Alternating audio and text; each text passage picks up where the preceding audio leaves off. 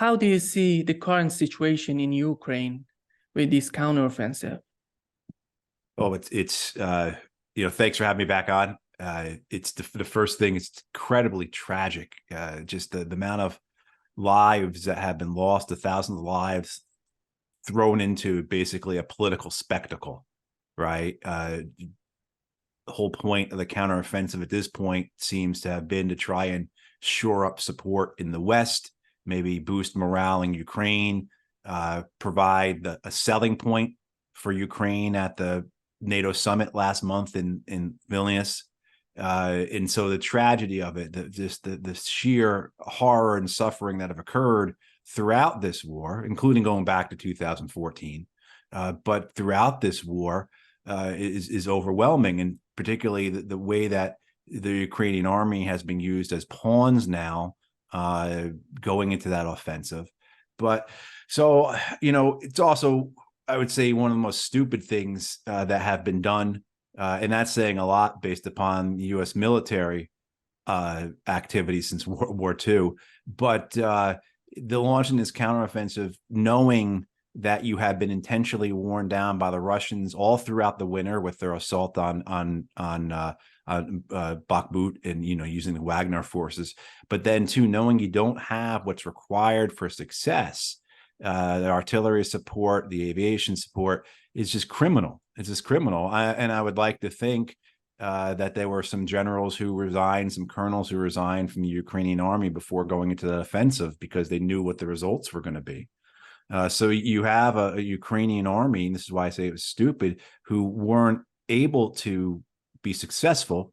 And everyone seems to now admit that, or most seem to admit that, maybe except with the exception of like the British Ministry of Defense, because they're about the worst. But everyone else has kind of said, hey, this was doomed. And now, of course, the blame game is going to come out, not just who didn't own up about the counteroffensive or do enough to make Ukraine successful in the counteroffensive. But I think we're really starting to see the whole blame game about the war in general, who lost Ukraine. But, that said, fortunately, the Ukrainians did not commit, as far as I could tell, the bulk of their reserves into the offensive. I was really afraid they were going to do that because that, of course, would be one avenue for this stalemate to collapse. We'll see what the Russians will do following this. Logically, it would occur that Russia has had this opportunity, this chance now, withheld out this offensive, and now would launch a counterattack or counteroffensive of their own. That doctrinally is what they should be doing. But we'll see. I tend not to. I've not seen, and if anyone out there, please send me an email, hit me up on Twitter, a very good order of battle for the Russian military. So I don't really have a good idea, and I don't think many people do, besides the Russians themselves, what their actual reserves look like right now. So those forces that are not committed to being dug in the trenches, right, in the fortified positions on the defense, what does Russia have to be able to conduct an offensive separate from that? I'd like to see that. And the scary thing is, I don't think the U.S. Secretary of Defense, the U.S. Director of Central Intelligence, and the President of the United States understand that either. And so I think there's been a lot of rhetoric, a lot of misunderstanding, a lot of confusion, some of it deliberate ignorance, of course, that has dominated Western decision-making throughout this. And so what occurs now is, of course, what to be seen. I think it's going to be stalemated still. I think it's going to morph into a frozen conflict, although certainly there are many ways that could go where, let's just say the best thing that should happen, of course, is a negotiated settlement, a ceasefire, negotiated settlements, et cetera, a political solution to the conflict. But certainly where we're at right now, I don't expect to see a Russian offensive of any great size, certainly not anything that would knock Ukraine out of the war, be a World War II style win, where the Russians take Kyiv and, have forces all the way up to its western border. But I think there's going to be a lot of the most important thing is coming out of this is the posturing that will now occur in Washington and maybe some other Western capitals, but especially here, over how the United States is going to be involved with this war, how committed it's going to be, and of course, for the White House, how this weighs in on the 2024 presidential campaign and where they want to see the public view this war as a going into that election, as opposed to what they actually want to accomplish. And that, of course, is the biggest factor in all this. I think it's the U.S. domestic politics, in terms of, we just saw just yesterday announcement of about $24 billion more in aid being requested for Ukraine from the White House. So of course, we're going to see how that plays out politically, and whether or not it's stopped. That's certainly a very, very big thing in terms of a factor for what, as we try and look into this crystal ball, what we see, what we predict. We know that they were talking about this counteroffensive for 6 months, 7 months. I want to know, who was the mastermind of this counteroffensive? They were forcing Ukrainian to do this counteroffensive. They knew that the Ukrainian capability, they don't have air support. These Ukrainians are not alone. We have, in the backyard, we have intelligence provided by Americans and British. But why they were suggesting to do this counteroffensive? This is just waste of weapons, waste of life, waste of everything. I think if we go back to the Discord leaks, and I'm sure most of the audience are familiar with the briefing materials for the chairman of the Joint Chiefs of Staff dating from February and March that were released back in April or so, or whenever it was. And you go and you look, and this gets back to my question about the order of battle. And if you go through at least the ones that are readily available, the 60 pages or so that are readily available, the Washington Post, of course, over time leaked more, supposedly received more of these briefings and leaked them, but we couldn't see what the Post could see. And without that kind of transparency, I don't really trust what the Post puts out. But I think the initial tranche that came forward was pretty insightful, in the sense that you saw, if you go through that, anyone who goes through that and reads them all, I don't think anyone's walking away with a coherent picture of what's occurring in Ukraine. And that was the information that's being presented to the chairman of the Joint Chiefs of Staff, right? So again, you can go through that and you can look at different slides, different estimations of Russian battle capacity, military capacity, combat capability at the time, and it's incoherent. It doesn't add up. It contradicts each other. And of course, you've got a big asterisk on one of the pages that leads to a footnote that says this information comes from the Ukrainian Ministry of Defense. Essentially, to paraphrase it, says, we don't trust it. We're going to do our own. And you're looking at, okay, so now you're looking at this information on the military estimate, how many tanks Russia has on the battlefield, et cetera. And you're telling the chairman of the Joint Chiefs of Staff a year into this invasion that you don't trust the information you're providing to him. I mean, that tells a lot about the relationships. That tells a lot about how convoluted and how rotten and corrupt this whole thing is. I mean, so you're giving intelligence estimates to the chairman of the Joint Chiefs of Staff that are cooked up, inaccurate, can't be trusted, and that game continues to go along. Right, because there's these relationships that go past or outweigh the elements of truth that are required to do your job well, to conduct good policy, to make plans for the future. So you look at that in that aspect, right, and you could see how then, with just how mendacity underlies all this, and the whole roots of this war are just megalomania and commercial greed, basically, like so many other wars. But there's a mendacity to this war that really has gone above and beyond what we've seen in previous wars. I think a lot of that's got to do with social media, the way information is spread now, the way that psychological warfare has really been attenuated with this technology we have now to make it very effective and also very easy to do, or easier to do. But you look at that, and then that's how you get to this point of understanding how you could have this counteroffensive that was hyped, like you said, for 6 months. I mean, basically December, we started hearing about this thing, and how everyone involved supposedly now will say, oh, well, I knew it wasn't going to work. And anyone looking at it in any objective way would have said, there's no way this is going to work. And many of us who commentated on this were saying, this is very, very doubtful, that it's going to work here, guys. and just being ignored, being told that you're, rattling off Kremlin talking points, etc. So you look at that and you see the horror of this, and then of course you connect it to what's occurred there. One, the suffering for the people of Ukraine, the losses, but then two, also the willing destruction of the Ukrainian army and its limited resources to pursue this political objective. I won't even call it a political objective; it's more political theater.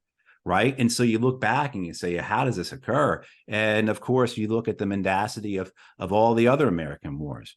Right. You go and you look back at Iraq, you look at Afghanistan, you look at Libya, you look at Syria. I mean, all those have very well documented truisms about the lives of those wars that can't be contradicted or can't be ignored. And what has the American Congress ever done about that? Nothing. So why should we expect that you have a Pentagon, a State Department, a CIA, a National Security Council that is egging on and cheerleading for this doomed offensive, when they're very much the same people who were doing all the lying in Iraq and in Afghanistan and in Libya, and throughout all of Africa and Syria and Yemen, Pakistan, etc. Right. So that's not, I think, certainly not as specific or certainly not as short as an answer as you probably wanted.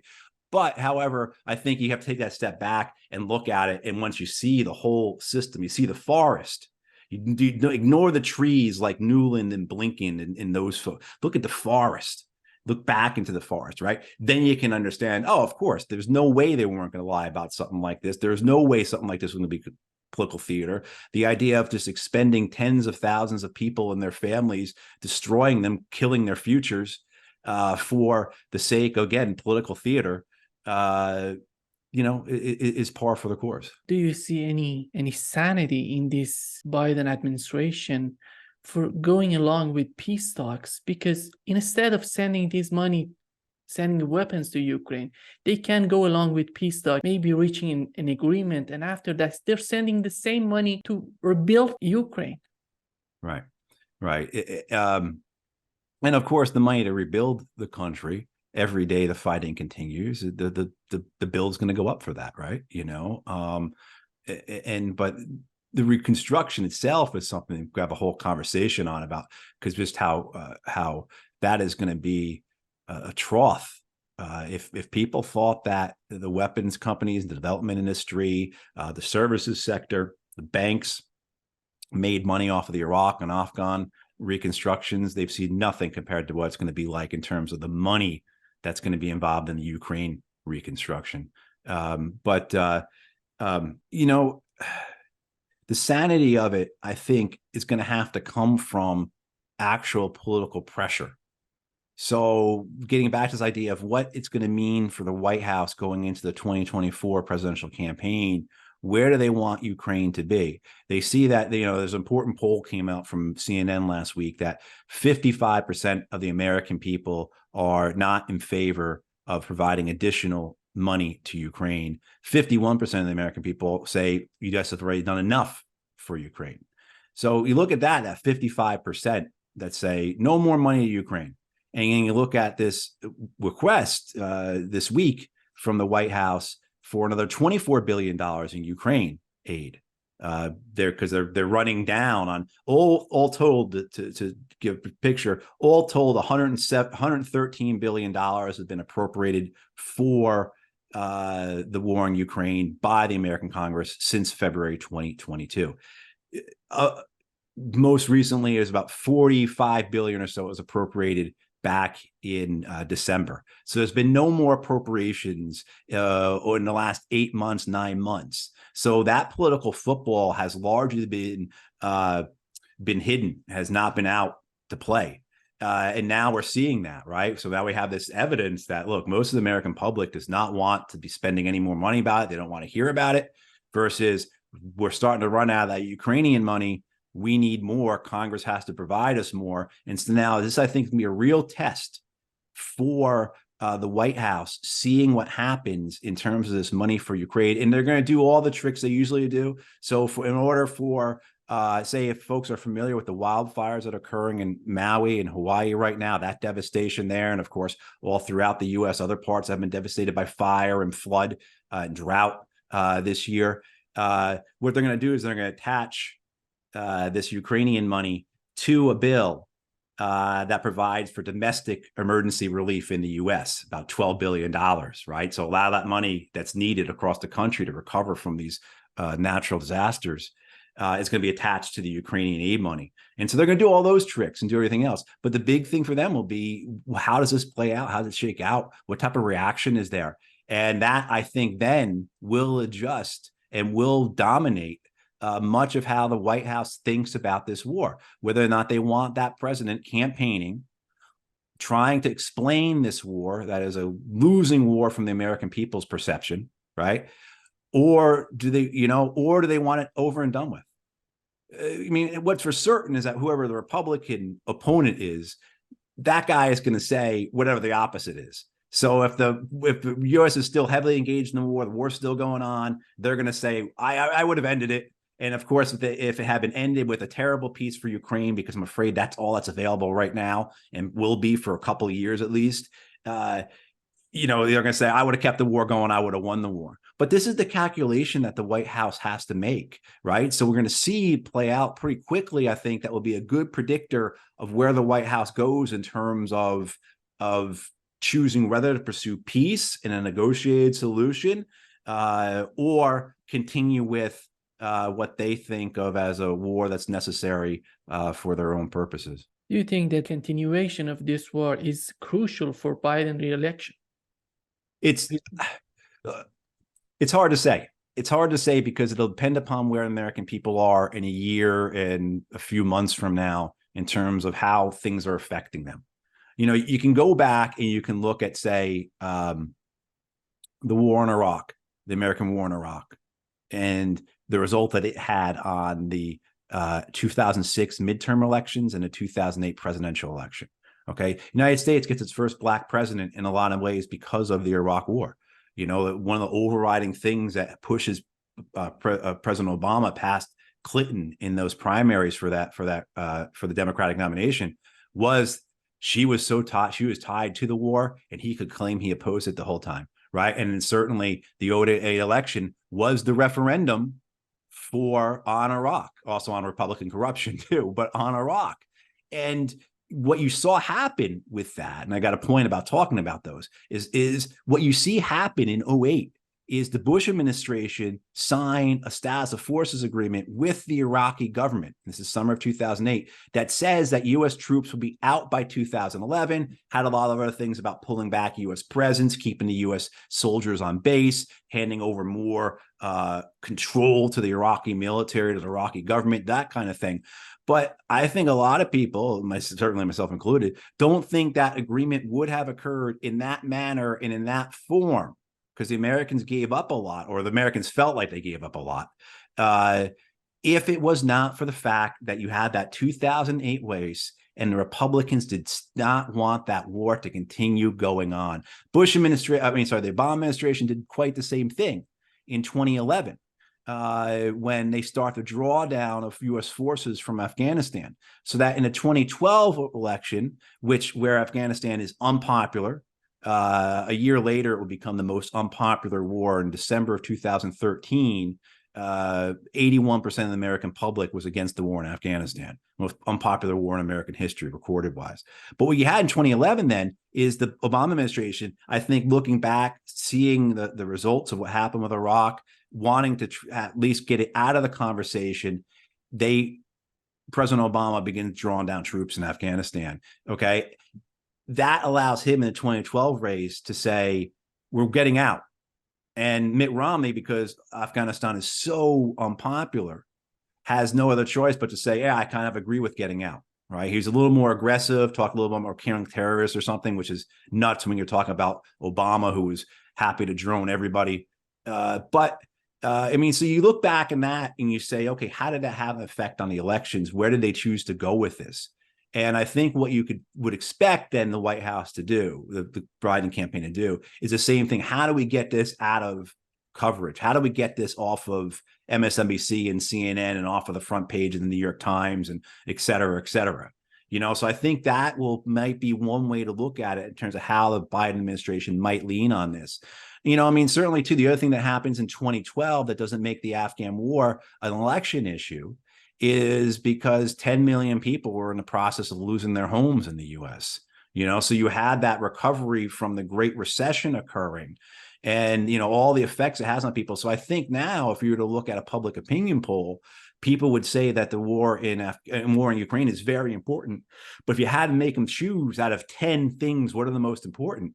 The war in Ukraine is probably going to come in at 7 or 8 for most Americans at this point, just with the state of how things are for so many people, in terms of their wages, in terms of inflation, in terms of healthcare, in terms of housing.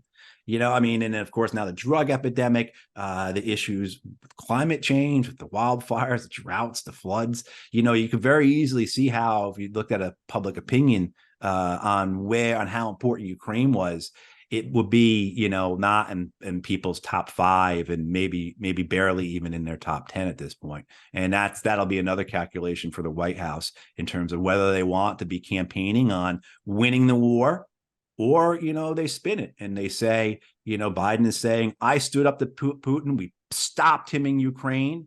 We ended with a senseless slaughter, and et cetera, et cetera, et cetera. The other thing too is the desire in the U.S. I know I'm going on here a lot, but there's no singular answer to this, right? The other thing too is the desire for war with China. And so, those Republicans who are going to oppose this Ukraine spending bill, it won't be because this war is catastrophic. This war is terrible. This war is counterproductive. This war is not going to go anywhere that's going to help us. It's going to be because we should be using this money we spend killing Russians to use it to kill Chinese. How do you see Europe's policy when we consider the Biden administration's policy in Ukraine? They want to continue. It seems to me they want to continue this war. At least they're defining this policy as a win for Biden in next election. But how do you see Europe's policy on this issue? Yeah, I think, Europe, certainly we're in August and the winter is coming again. And Europe had a fairly mild winter last year. So you didn't have the effects of energy price inflation on the European people like many people expected. It was also kind of neutralized a bit by the fact that European governments spent something like 700 or 800 billion euros subsidizing heat costs last year. So the people were shielded. Is there that political will to do that again this year? Is there that money to do that again this year? You have, I think at some point, the effects are going to occur of the refugees. There are more than 15, 16 million refugees last I saw, I think. Many of them in Eastern Central Europe. I think close to 10 million in Poland maybe itself. At some point, you're going to have some backlash against that. That's what happens. People take people in and they get tired of them. We're terrible human beings, and that's not to say the Europeans are any worse than anyone else, but you see that occur in these refugee crises, in these situations of this type of migration, where after a period of time, people are like, you have to go home. So you have these factors that will be playing into how the Europeans look at this. I think one of the things that may be a factor in terms of NATO is going to be, I don't think the continuation of the Ukraine war will be something that NATO will fall apart over. I think what would cause NATO to fall apart, or at least become dysfunctional to a degree, or not quite as united, is China, and over whether Europe is going to continue to go along with U.S. drum beating for a war on China, particularly the economic and diplomatic measures the United States wants so many other countries to take, basically telling European countries that they're going to have to start to strangle their relationship with their largest trade partner, China. And after the hit the Europeans have had from the pandemic, the recession that occurred from that, the effects of this war in a whole bunch of different ways, on different prices, on different resources, this global supply chain problems, the reality of decades of deindustrialization that has occurred in these countries. All right, so what do? Do we continue on with this war in Ukraine, or do we follow the Americans, be led around by the nose? Or do we start to stand up for ourselves and pursue a policy that is beneficial to our people, while also bringing stability to the region and cuts off the immediate threat of a dangerous escalation that leads to World War III? Which path will they follow? So I think I would like to think that what I read shows that there's a growing movement of Europeans to reject this idea of being vassals. That's certainly not in the ruling parties. Don't get me wrong. And this is the way it's been in Europe for a while, going back into the 90s, I think, because of the role the NATO countries played in Yugoslavia and in the Balkans, right? And then of course the role they played in Afghanistan and Iraq. You had a resurgence within these European countries that I'm afraid is really going to be replicated, say, in Japan as we go forward, of a military preeminence, that there is some type of deference paid to the military because they're involved in these conflicts, because they are standing up for freedom or fighting terrorists or going against authoritarianism, right? They're the Democrats staring down the authoritarians. That you'll have in the same way that you have in the United States is deference to the military that allows for politicians to get away with voting without any consequences. Or thinking that there won't be consequences. We talked about how there can be consequences before politically for these wars. But so I think you have this movement that's there. Again, not in the ruling parties. Many of them are just as big of warmongers as the United States are, just much less capacity. So I think I think maybe those are the things that are in Europe now that weren't there this time last year, that maybe makes decision making, maybe makes the fracturing of the governments toward Ukraine. I think NATO is pretty solid in that. Like, I don't think NATO is going to, and that's one of the reasons why I said before about how I believe that if Ukraine would take a peace now, it would be a bad peace for them, a cruel peace for them, while a peace now I think would benefit Russia. But I said that but that's only the case for the next 2 or 3 years. And that's what that's why I think, because I don't think you're going to see NATO losing faith in its mission in Ukraine. I think if anything, this makes the Donbass become Jerusalem for NATO. Right. And then it gives them a purpose. It gives them a sense, just as it does the right wing nationalists who seem to be kind of ensconced in power in Ukraine. And that's why, I'll say that I don't think this invasion was strategically or long term in the best interest for Russia. I mean, objectively, I'm principally against all wars of aggression, all cross border invasions, occupations, whoever's doing it. But, in a sense of trying to be objective about it, like, did this make sense for the Russian state to do? Is there going to be greater benefits than consequences? And, that's one of the reasons I think that they should get a deal now, the Russians, because in 2 or 3 years' time, I think NATO will have gotten to the point where they're able to almost assembly line, like, provide the support for Ukraine that has been minimized this last year. The EU was totally in line with the US policy in Ukraine. But when it comes to Taiwan, it seems to me that it's totally different. We remember that Macron's visit to China, he said that we are not the US vassal states. How do you see this? Why they're not totally in line as they were in Ukraine? Well, I think there's several different reasons for it, right? One, this was the marching order they were already in for Ukraine, right? And many of them have bought into the anti-Russia rhetoric of the last decade or so. Many of them earnestly believe it. Many of these nations feel that this is just a continuation of the Cold War. Almost all these leaders grew up during the Cold War. So this is like home for them. This makes sense to them. This is logical. Oh, of course, we should be concerned about being invaded from the East. So I think there's those factors that made it. And certainly, of course, then the propaganda campaign by the Western media, everything else that made it an appealing war. It made it a Manichaean war, a simple war of good versus evil. Hey, Russia invaded Ukraine. That's why they're so intense on saying Russia's invasion was unprovoked. Right. They're so intent on that, saying that, because you have to make it a very pure black and white, good versus evil, Manichaean fight here.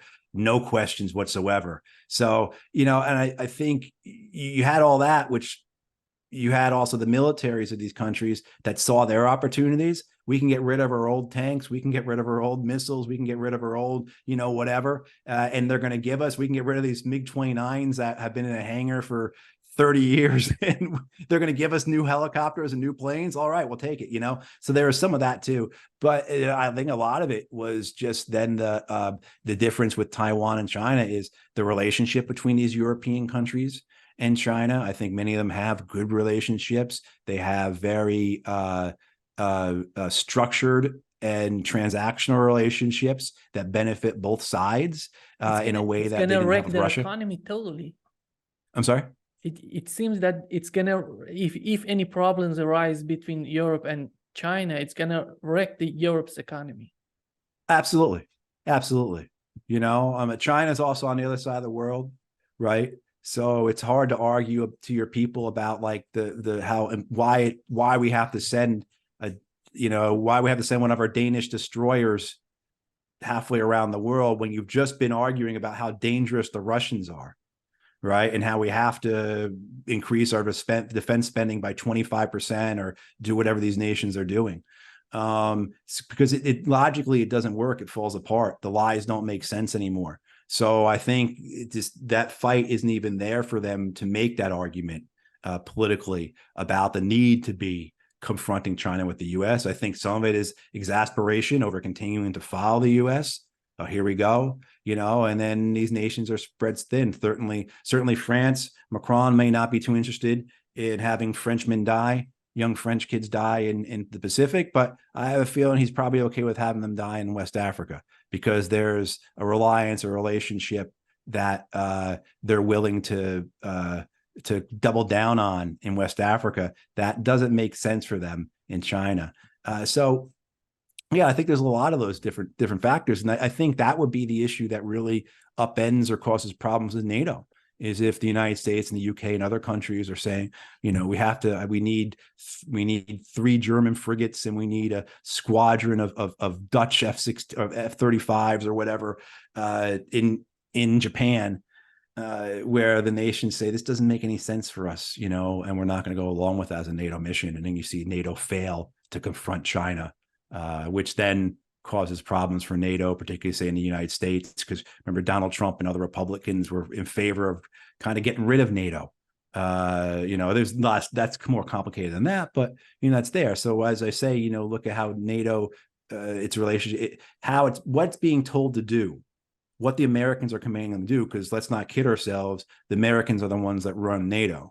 Right. So what are the Americans dictating to NATO? And will those governments then, those 32 member governments say, you know what, enough, this doesn't make any sense to us. The other things didn't. We went along. We're suffering for it. It's been a mistake. It was counterproductive, etc. But we're not going to go along with this. And so we'll see if that's what happens. One of the worst outcome of this Ukraine war, beside all this destruction to Ukraine, to Europe, and we have this rise of military industrial complex in Russia, in China, and in the US. Before that, China was totally focused on economy. Right now, they're shifting a little bit over the crisis in Taiwan. How do you see this? You know, where does it go to? Right? Where does it go? Where does it lead to? Things weren't so bad maybe in the 90s when there was only one military industrial complex. Even going back 20 years ago, you didn't have a Russian or a Chinese military industrial complex. The Indians certainly want to build one. The Israelis have one, of course, much smaller, but still very key or very important in the world. You know, where does that go to? Where does that competition lead to? If the purpose of one of the prime efforts of any military industrial complex is to make sure that the government policy benefits the military industrial complex. And where you had that one in the world, in the US, and of course you saw what happened to the world with the US empire, you know, its policies and goals and objectives being dictated by the military industrial complex, plus this cabal of neoconservatives as well, because the megalomania is really important too. You know, you have what happens when you have 2 or 3 of those? And so the Chinese military industrial complex, if it needs to push policy that benefits it, it's going to be for an expansive Chinese military. I've certainly seen what happened with Russia. I think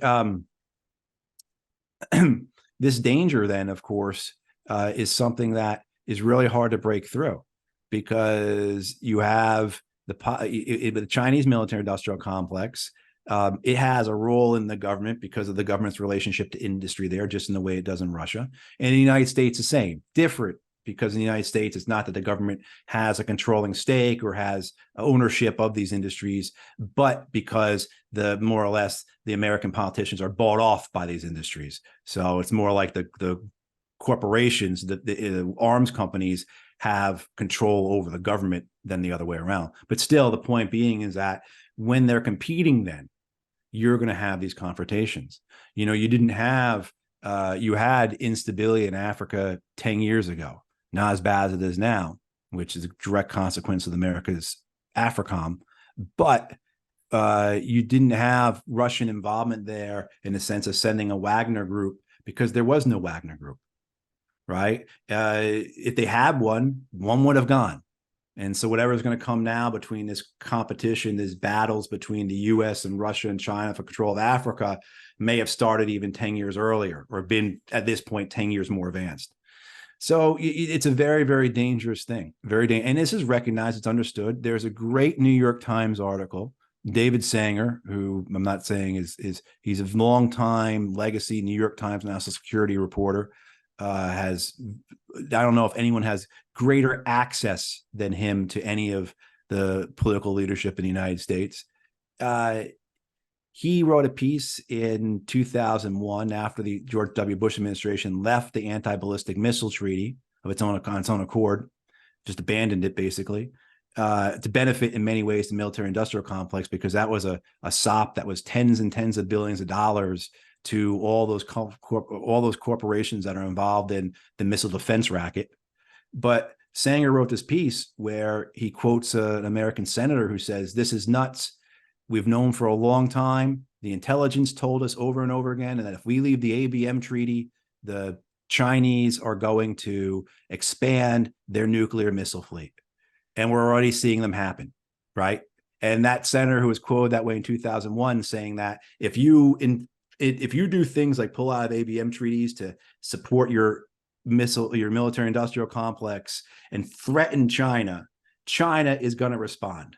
And sure enough, they did. Now we've seen, right, a Chinese nuclear missile fleet that was for decades, 300, 400 nuclear missiles, now going to approach 1,000, maybe 1,500 missiles, depending on what estimate you follow, but you can see how that's possible, how it occurs. One, because I think the Chinese generally feel threatened, but also two, they built up this military industrial complex. And now you have, right, how do the Chinese then now with 1,000 or 1,500 missiles, that definitely then shifts how they're going to conduct their nuclear policy. Do they abandon their no first use policy? They're the only nation in the world that has an unconditional no first use policy. Are they going to abandon that now because of all of this, right? And then are they going to end up adopting a American policy where America's policy is preemptive nuclear strike if they believe there's a threat? So are we now going to have multiple countries that have as policy the use of nuclear weapons in a preemptive manner, right? And then now you're just basing upon whether or not they attack one another on the rational, the sanity, the calmness of the people who are in power. And I don't know about anyone watching, but I'm not willing to wager anything on that. We know that Biden is sending weapons to Taiwan under this fund of Ukraine. What's your take on this? Well, they didn't. So there was speculation that they would attach Taiwanese funding for Taiwan to this Ukraine bill. As of what I saw this morning, they had not done that. They still might, though. So it's very possible because, again, so many of those who are opposed in the Congress, the Republicans are opposed to this Ukraine war and providing more money and giving support. It's, again, motivated because they see Russia as the wrong enemy. China should be the main enemy. So you can imagine where they would attach that money for Taiwan to try and sweeten it, right? So you have to then be a Republican maybe who is going on and on and on about the great evils and horrors and danger of the Chinese Communist Party. You're not going to vote against arming the people who are, going to have to fight the Chinese Communist Party, right? And in the same way, too, that's why they tie this flood and wildfire and other emergency disaster assistance to this bill, because you have to then decide, am I going to stand on principle here and vote against sending more money to Ukraine? Or am I going to make sure that we're going to get that federal money to help us recover from the flood that just wiped out the downtown, et cetera, et cetera. So, yeah, it's the calculations, but I think you're going to see a lot of coming up, decisions in terms of not just where the U.S. is going to go, what war it wants to prioritize and fight, but a lot of calculations for U.S. leadership in terms of how it wants to handle things in West Africa. Certainly, you're seeing what's happening in the Persian Gulf, the desire to confront Iran, the fact that the United States is now going to put Marines and sailors on commercial ships, which is just pure idiocy on a bunch of different levels. But you see, and then of course you have this standoff between the Chinese and the Philippine over their ship that they have, out there as a reef. And people need to be aware that the United States has the mutual defense treaty with the Philippines that goes back to 1951. So if a Chinese ship sinks a Philippine ship or whatever, that could bring the United States into a war with China quicker than I think anybody actually wants. So there's a lot of these things that are occurring right now in August. Right. And August is supposed to be the slow month when everyone's on vacation, but there's a lot of this stuff occurring that will have very big impacts, I think, on where the United States is going to be positioned, its priorities, say, this time next year. And of course, then go back a second and overlay the fact that you've got the presidential election. So if you're Joe Biden, do you want to make sure the war in Ukraine is over, so you can make a claim to being someone who stood up to Putin and defeated him and stopped him in his tracks, at the same time being able to show that you're more aggressive to China, and then maybe you've killed a bunch of Iranians. That always helps with the U.S. media establishment and American politics to be tough on Iran, right? To kill Iranians, whether you're going to actually shoot down their airliner or just starve their people. So, I mean, those are, and then of course, whatever happens in West Africa, which, that's August, maybe next year before the election. You could see how the White House may attempt to do certain things to better benefit the president. So it is. I think we've got a very eventful next year ahead of us. We saw that Biden is asking for budget for new fund for Africa to confront Wagner Group. How do you see the changes that are happening in Niger? Yeah, I mean, I think one, of course, the legacy of American military training in Africa or throughout the world.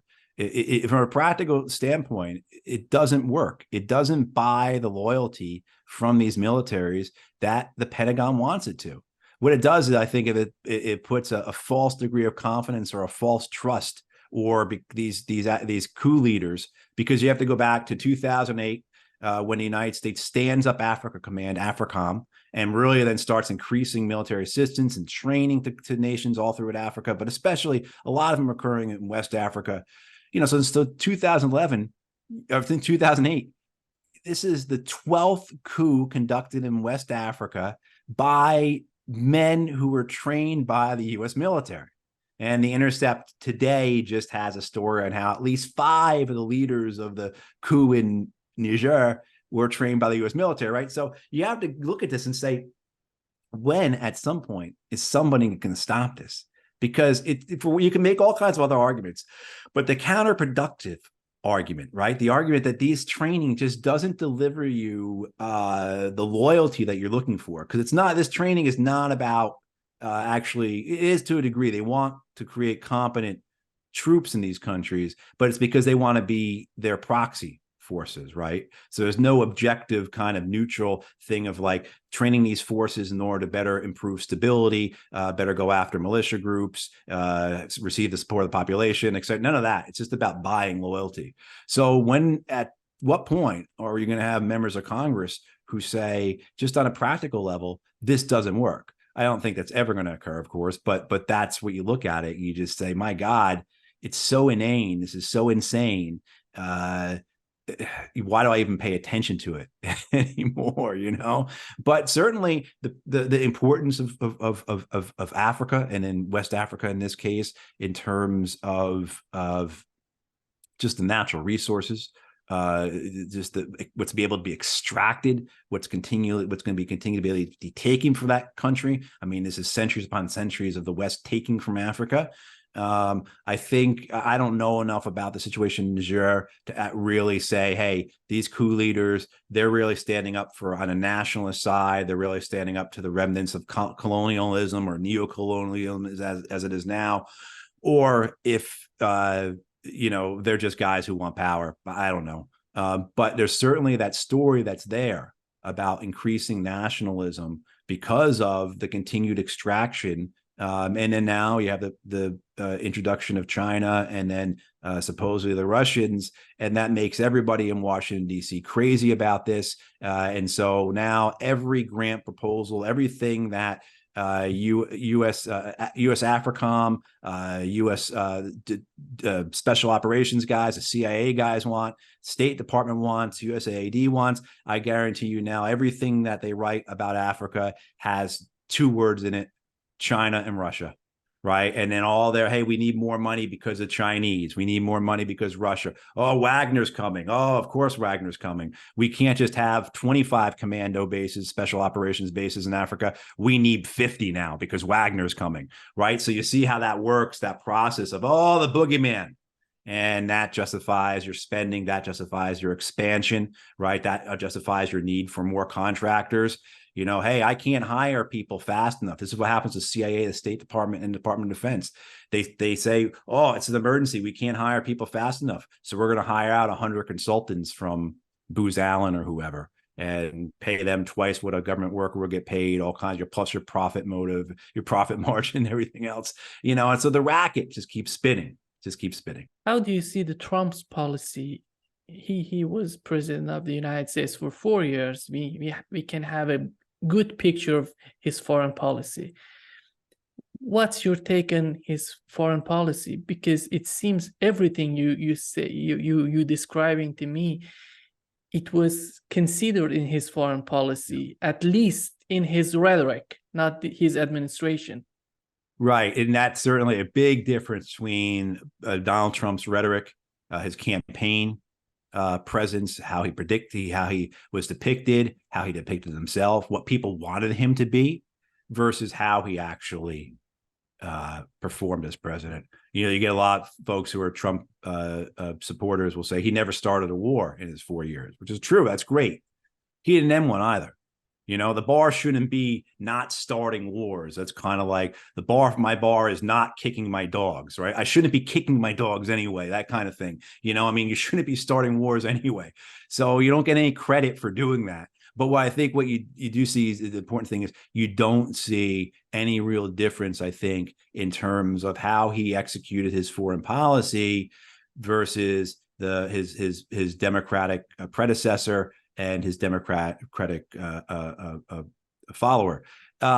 You look at who he put in office around him. I mean, he put the most virulent of the neocons, the neoconservatives, into office around him. John Bolton was his national security advisor. He made Mike Pompeo first director of Central Intelligence and then Secretary of State. When you look and you say, my God, Rex Tillerson, the former head of ExxonMobil, who was Trump's first Secretary of Defense, first Secretary of State. When you look at that and say, wow, Rex Tillerson, that's probably the person I would have supported most in that administration. You've got a horror show of a cabinet and of senior officials. He put in Gina Haspel as director of Central Intelligence, who led torture efforts, right, and then covered them up. So you had just this avalanche of personalities, and then you had all the operations that occurred, say, in Venezuela, what was occurring in Syria, the stealing of oil in Syria. Big deal was made that Trump wanted to get out of Syria. I don't know how much he really did or not. I certainly know that the Department of Defense and Department of State resisted him to the point where they were insubordinate, which should have been a bigger concern for us as Americans, that you had people like Ambassador Jeffries, who was in charge of Syria policy for the U.S. government under President Trump, who said such things like, Trump told us to do X, including withdrawing troops, and we did Y. We deliberately ignored him. That should be a constitutional crisis, that you had that type of insubordination. No one spoke about it, because that is the foreign policy, the blob, as you call it. That's what they call the foreign policy consensus in Washington, D.C., the blob, and by extension, New York, because that's where the major media outlets are, and they're all part of the blob too. So you had this thought, this idea, this hope, this romanticized thing of Trump, where he was going to be an anti-war president, and he was not in any way, shape, or form an anti-war president. Yeah, and the other option for us in this election gonna be RFK Jr. I don't see his future in Democratic Party. Do you think any chance of him in this party? Well, I think you're right. No, I don't think he has a chance to win in the primaries, just because the Democratic Party is going to rig their nomination process again. They've made it clear. They've done it in the past. They did it twice, 16 and 20, and how they dealt with Bernie Sanders' candidacy. And I think I think RFK Jr. is going to experience the same dangers, and same way too with Marianne Williamson, who's also running, doesn't have nearly the money support, the financial support that RFK Jr. does.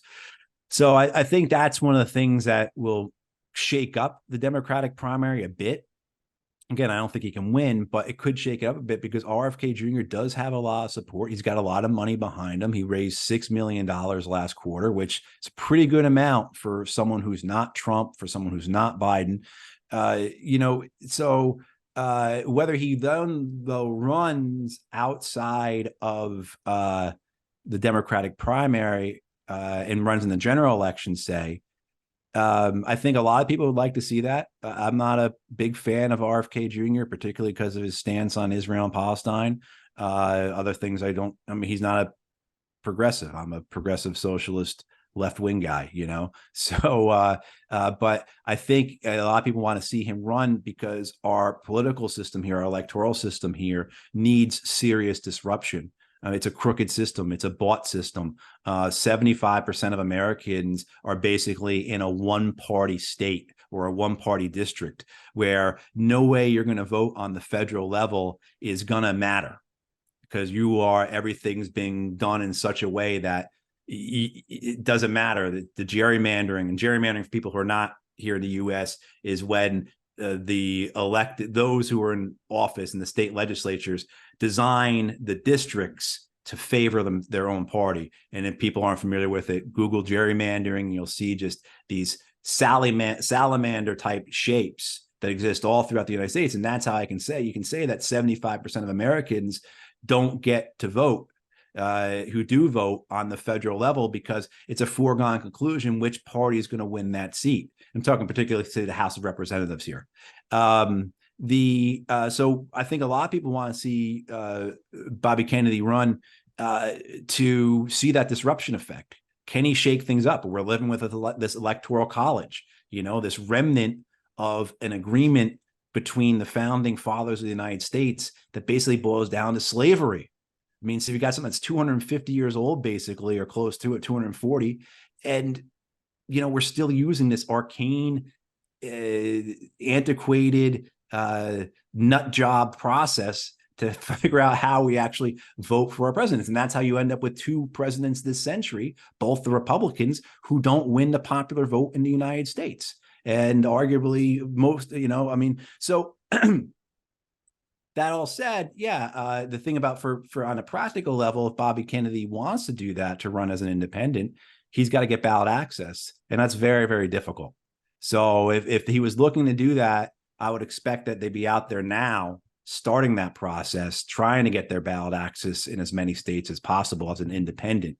And then, of course, dealing with all the lawsuits that would come from it, because certainly the Democratic Party will do everything it can to stop someone like him from being on the ballot, just as they're doing everything right now to stop, say, the No Labels Party from getting on the ballot.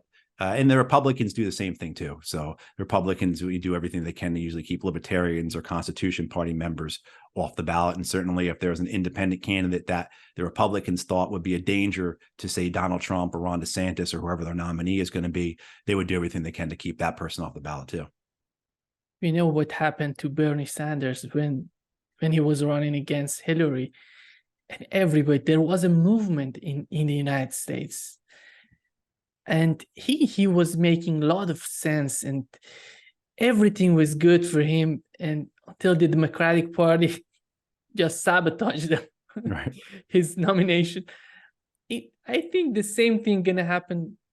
We have Donald Trump. He didn't want to send weapons to Ukraine, but they forced him to send Yeah. weapons to Ukraine. We have these neocons at the core. They're deciding about everything, not the president of the United States. And getting back to Bernie Sanders, you see how they ruined his character as a politician. Right now, he's nobody's talking about Bernie Sanders. He made a movement in the US. But right now he's just disappeared.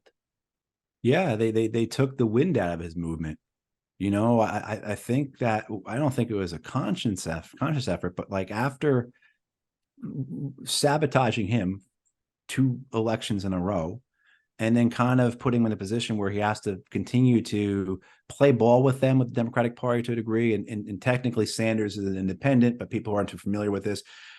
He's up in Vermont, and he's never had a Democratic challenger as far as I know. And if it has been, it's been a meaningless one. So he's an independent, yeah, but he's had an agreement with the Democratic Party for a long time, where he caucuses with them. They work together. He fundraises for them. They don't fundraise against him. That they got a marriage of convenience, basically.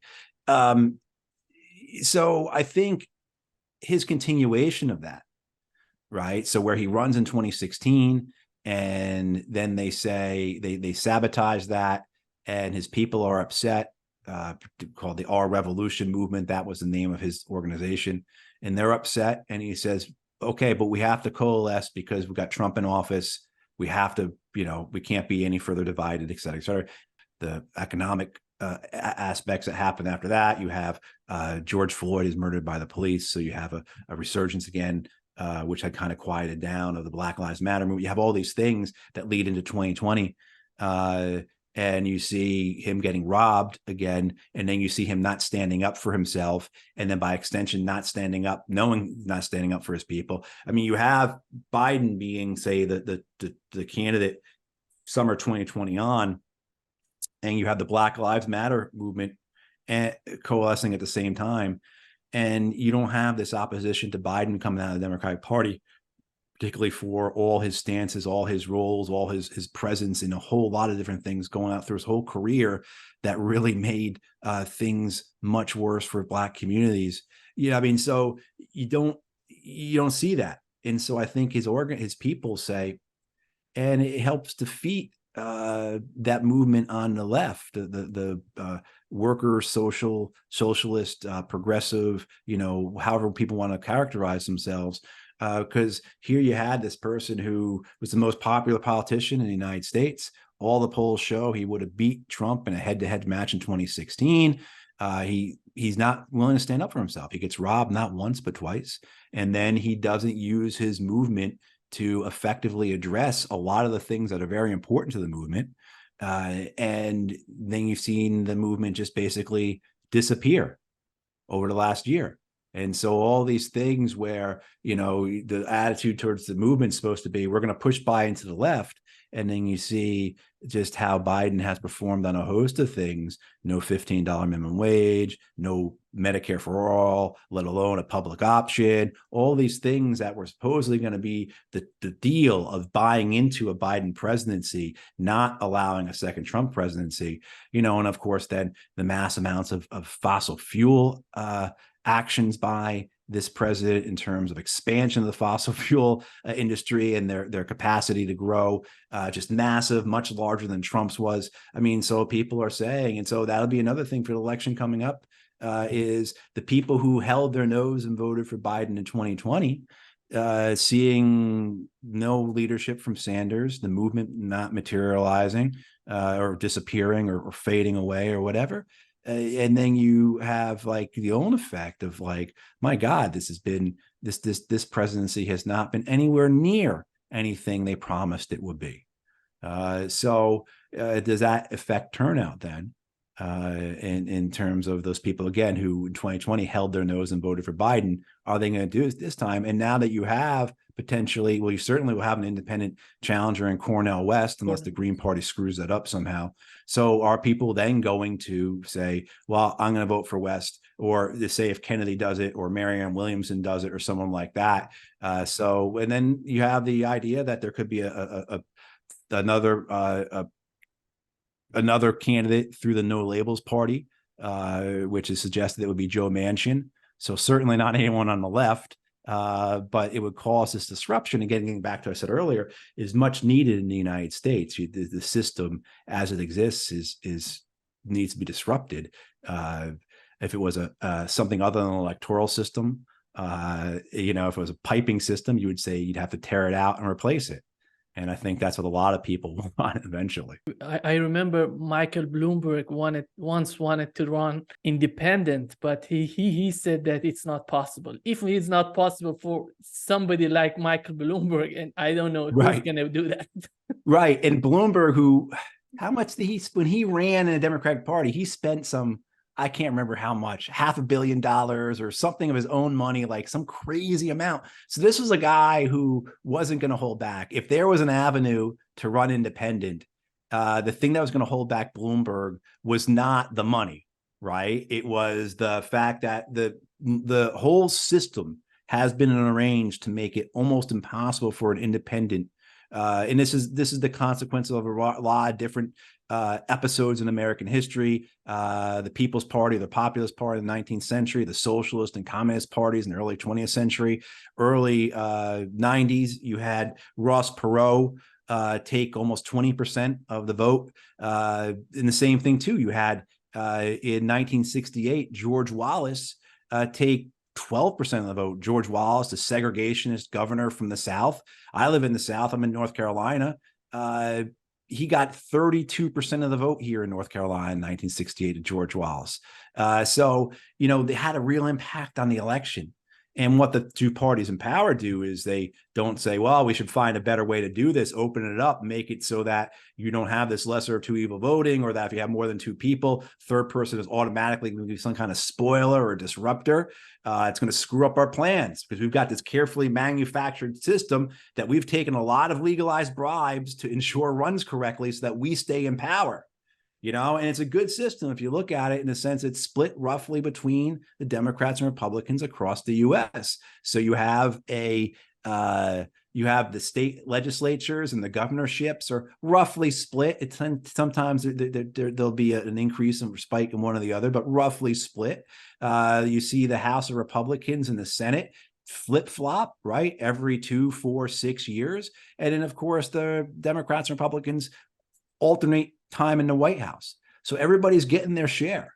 So the idea that you're going to have people introduce themselves that might mess that up, might mess up that balance, that nice give and take between the two parties, is really scary to them. So, you have things happening, like say after Ross Perot, what they said was, we can't ever allow anyone to debate anyone but our candidates. So after 1992, what you have is these new presidential debate rules. They formed this little club basically, and it sets forth these rules, and the criteria are such to appear in a debate that it's almost impossible for any independent candidate to make it that way. And of course, where it really is effective is on the state level because in the U.S., the states are the ones that control the actual mechanics of the election. So how to get in the ballot, who is on the ballot, that is a function of state law in the United States. So all 50 states are different. The only thing that makes them somewhat similar is that they're both governed by these two parties, this duopoly. And so they have their own interests in mind. So what you'll see in many states is a requirement to get on the ballot that requires a certain amount of money, or a certain amount of signatures, or in some states, both, that are both out of the reach for many independent candidates, particularly if you are a normal person, so to speak, right? You're not wealthy. But of course, who benefits from this? So of course, who benefits from this? So the people who are the benefactors for the parties, the wealthy people, they're going to be the ones who are going to be able to run independent if they wanted to, or get on the ballot. So yeah, you have all this that makes it very, very difficult. If a independent candidate wants to run for president, they have to do ballot access efforts in all 50 states. And all 50 states are going to have different enough rules to make you need 50 different state organizations to get on the ballot, right? And operations and people out there doing it. So just that idea is very difficult. You're seeing the No Labels Party be somewhat successful at it. And they have $75 million behind them to get on the ballot. And they started about 9 months ago. So they started well on more than 2 years in advance of the 2024 election. And they won't get on the ballot in every state, and in states where they have already met the criteria to be on the ballot, they've been hit with lawsuits. In my state here, they hit the number of signatures to be on the ballot last winter, February sometime. They got enough signatures. And the Democratic Party controls the state board of elections, and they've just simply refused to have a hearing whether or not to certify no labels. They're just simply refusing to even address the issue of no labels getting onto the ballot here, and another example of how they control the elections, right? So you have political parties who are in charge of deciding who their opponents are going to be on the ballot. That's democracy in the United States, folks, right? There's a lot to it that would make you say, Bloomberg was right about it. It's impossible to do it. But the alternative is what? To give up, to not fight, at least go down swinging,